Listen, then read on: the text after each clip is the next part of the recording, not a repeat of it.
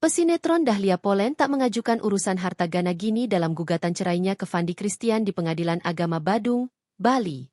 Meski telah memutuskan berpisah setelah hampir 10 tahun menikah, Dahlia menegaskan bahwa ia tak mempermasalahkan pembagian harta bersama selama pernikahan dalam proses perceraiannya. Dalam hukum Indonesia, harta gono Gini merujuk pada seluruh harta benda yang diperoleh selama masa pernikahan, yang secara hukum dianggap sebagai milik bersama suami dan istri. Pada umumnya, dalam proses perceraian, pihak yang menggugat atau tergugat bisa menuntut pembagian harta tersebut. Namun hal ini tidak dilakukan oleh Dahlia.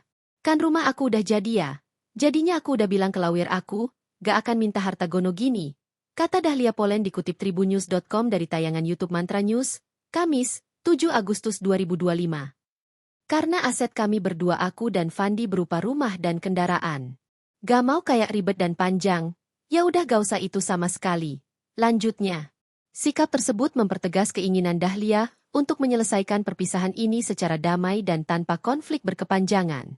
Ia bahkan memastikan tak ada intervensi dari pihak keluarga, khususnya sang ibu, dalam keputusannya menggugat cerai Fandi Christian.